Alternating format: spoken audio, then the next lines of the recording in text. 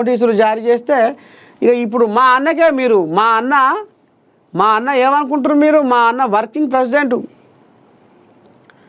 Car steering తిప్పేటోడు. మా అన్నకే మీరు నోటీసులు ఇస్తారా? ఎంత ధైర్యం మీకు అని ఇప్పుడు శల్య కవితమ్మ శరానికి వస్తుంది. మొన్న ఈమె అయ్యకు లేఖ రాసిన కాంచెల్లి మొన్న అయ్యా బీఆర్కే భవన్కి వస్తుండు కాళేశ్వరం విచారణ కానీ ఎరకైనాక అయ్యా బాపు డాడీ అని పోతే డాడీ ఈమెని పక్కకు పెట్టేసిండు. కూడా మాట్లాడలేదట.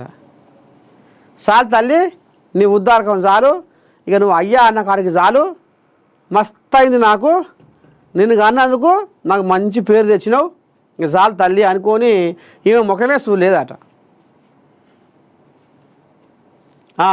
ఇక లాభం లేదు, అయ్యే ముఖం చూస్తలేడు. మరి ఇప్పుడు అన్ననన్నా చూడా మరి అన్నకన్నా గిట్నే ఏమైనా పోసి తెస్తే ఇక మరి అన్ననన్నా మరి మాట్లాడతాడు ఏమో తోడబుట్టినోడు అనుకున్నట్టుంది పాపం శైలే కవితమ్మ. అందుకనే ఇప్పుడు శరానికి వచ్చి మా అన్నకు మీరు నోటీసులు ఇస్తారా, నేను దాన్ని ఖండిస్తున్నా అని ఇప్పుడు ఈమె పలుకులు పలుకుతుంది.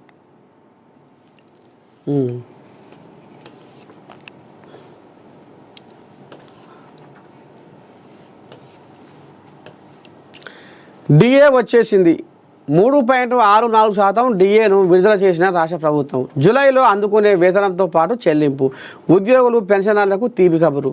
రాష్ట్ర ప్రభుత్వ ఉద్యోగులు పెన్షనర్లకు శుభవార్త. పెండింగ్లో ఉన్న 5 కరువు భత్యాలలో ఒక డిఏను ప్రభుత్వం విడుదల చేసింది. ఇటీవల జరిగిన మంత్రివర్గ సమావేశంలో 2 డిఏలు ఇవ్వాలని ప్రభుత్వం నిర్ణయించింది. ఆ మేరకు 2023 జనవరి 1కి సంబంధించిన 3.64% డిఏను శుక్రవారం విడుదల చేసింది. ఇందుకు సంబంధించిన ఉత్తర్వులను ఆర్థిక శాఖ ముఖ్య కార్యదర్శి సందీప్ కుమార్ సుల్తానియా జారీ చేశారు. తాజా డిఏతో ఉద్యోగులు పెన్షనర్ల కరువు భత్యం 26.39% నుంచి 30.03% పెరగనుంది. ఈ పెరిగిన డిఏ 2023 జనవరి 1 నుంచి అమలు కానుంది. ఈ డిఏకు సంబంధించిన నగదును జూన్ నెల వేతనంలో కలిపి జూలైలో చెల్లిస్తారు.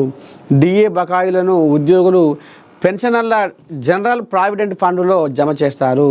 కాంట్రిబ్యూటరీ పెన్షన్ స్కీమ్ ఉద్యోగులకు మాత్రం 2023 జనవరి 1 నుంచి రావాల్సిన బకాయిలో 10% సొమ్మును వారి ప్రాన్ ఖాతాలో జమ చేస్తారు. మిగిలిన 90% బకాయిలను 28 నెలల పాటు సమాన వాయిదాలలో చెల్లిస్తారు. 2025 అక్టోబర్ 31 లోపు పదవి విరమణ తీసుకునే ఉద్యోగుల డిఏ బకాయిలను కూడా 28 నెలవారీ సమాన వాయిదాలలో చెల్లిస్తారు. ఇది కథ. మొత్తానికి డిఏ వచ్చేసింది అనేది సర్కారు ఒక తీపి కబురు పట్టుకొచ్చింది. ఇదేంది? 5 రోజుల పాటు భారీ వర్షాలు. పలు జిల్లాలకు ఎల్లో అలర్టు. జడ్చర్లలో 10.6 సెంటీమీటర్ల వర్షం. మెదక్లో పిడుగుపాటుకు మహిళా మృతి. రాష్ట్ర వ్యాప్తంగా వరుణుడు ప్రభావం చూపిస్తున్నాడు. శుక్రవారం పలు జిల్లాల్లో మోస్తారు వర్షాలు కురవగా మరో 5 రోజుల పాటు రాష్ట్రంలో భారీ వర్షాలు కురిసే అవకాశం ఉందని హైదరాబాద్ వాతావరణ కేంద్రం హెచ్చరించింది.